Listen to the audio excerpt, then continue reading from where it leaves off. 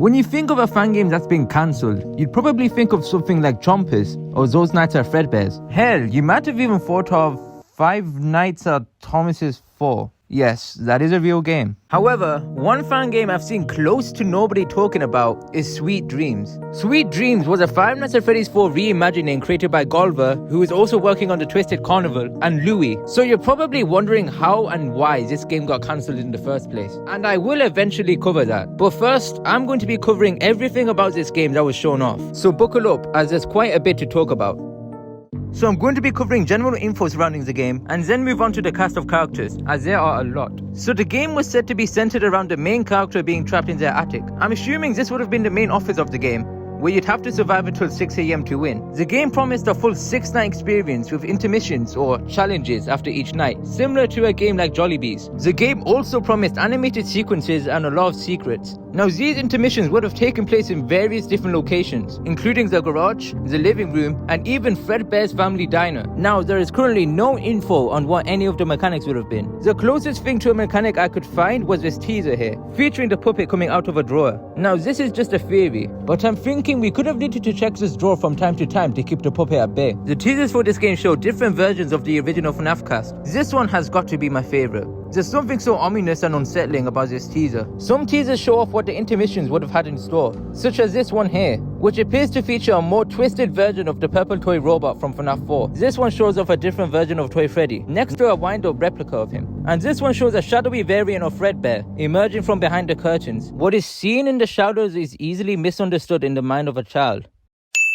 So now I think it's time we talk about the characters in this game, and I suggest you buckle up because like I said, there is a lot of them. Starting off with Dream Freddy, who's pretty much the main antagonist of the game, I'd say. I really like his design here and how he looks more plush-like. It's a super cool concept which is present with the other Dream characters. Dream Freddy also had an older model from 2016, and what am I even looking at? Dream Bonnie just looks absolutely terrifying here. Something about his look here just makes me uneasy. I don't know if it's the design itself or the render, but damn, they did a good job with the horror in this game. If you've noticed, the characters are also pretty tall, which just makes them even more horrifying. Believe it or not, Bonnie has an older model too, and I don't think I need to give any significant input here. Dream Chica definitely has a more interesting design, as she has actual wings instead of arms, which is really cool in my opinion. And if you were wondering, yes, she does have a cupcake. Is he okay? To be honest, her older model definitely doesn't look as bad as the others, but it still isn't good. I think Dream Foxy has to be my favorite design. I really like how he lacks a head similar to the actual plushie from Fnaf 4. You can also see the cotton inside of him, which is a really cool detail. His head does appear to have whiskers, which is a pretty interesting detail. Overall, definitely one of my favorite designs. However, nothing beats his older model. I mean, just look at how polished and clean this man looks. This model is so fire! Dream Puppet is a character who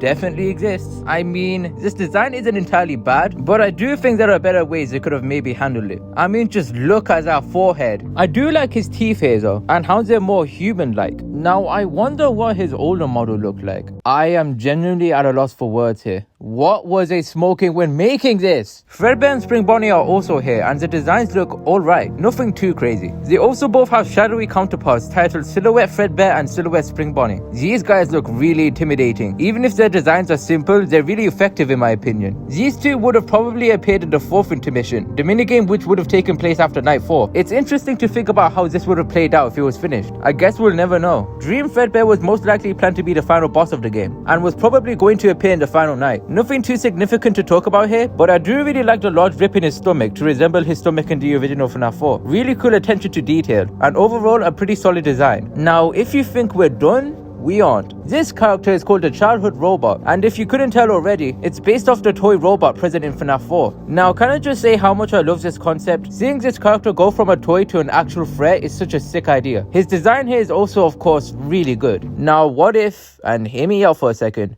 this dude is actually from Evangelion. So just like the childhood robot, the childhood phone is another character based off the toy from Fnaf 4. And I do not know where to begin with this design. He looks absolutely terrifying. Everything about this is just so wrong, and it makes you wonder how the dev team came up with stuff like this. How do you have the mental strength to even think of a design like this? Look at this thing in the eyes and tell me what you see. Because I see my sleep paralysis demon. Here is the childhood worm. And I'll admit, this doesn't make me as flabbergasted as the childhood phone did. But this is still something I'd expect to see in the corner of my room at night. guy. I really like the large wheels this guy has. I mean, put this man against Lightning McQueen and I think we know who's winning. I also really like how the teeth look. I mean, what is he, British? These three characters would have probably worked as a trio in the first intermission, which just makes me sad because I would have loved to see these guys in action. I mean, at least I don't get to see any more of you. But still, Wind Up Freddy is another character who would have been in one of the intermissions. They are obviously based off Toy Freddy and are a wind up variant of him, which is definitely unique. There is also a wind up variation of Toy Bonnie and Toy Chica. However, I'm going to assume Chica's model was never finished because I could not find it anywhere. These guys would have been in the garage section of the game. As in Wind Up Freddy's teaser, he's in fact in a garage. By the way, we still aren't done. This is a character called the Happiest Frog, and I do not know what role or significance it has in the game. It just kind of exists. But hey, I do like the design. It looks pretty creepy for the most part. But like I said, I know close to nothing about this character. The same can be said for the Happiest Mouse. Like the Happiest Frogs, they just kinda exist. If you didn't make the connections though, I'm pretty sure these are based off the masks from the Five Nights at Freddy's 3 Happiest Day minigame, which is why they have Happiest in their names. Another cool concept, honestly. Really curious as to where these guys would have been in the game. Relentless Theodore is based off the character from the Silver Eyes book. It's cool to know a character from the books would have also made it into the game. I also really like the withering on the model here. It's really well done. Like I've said countless times, I do not know where this character would have appeared in the game, but it's still a cool design. This is a character simply called Phobia, and honestly they might just be my favorite design from this game. I don't know, I just really like how he looks here. This dude's name may be a reference to something called automatonophobia, which is the fear of human-like figures. I'm thinking this character would have appeared in the Fredbear section of the game, as it does slightly resemble the endoskeleton in the parts and service room. There's no real telling what his role really could have been though. And the last character from this game is legit just co-creation. This is the only image there is of this character, and there is absolutely zero information surrounding him. There is legit nothing I can talk about here, so why should I even try? So back to my original question.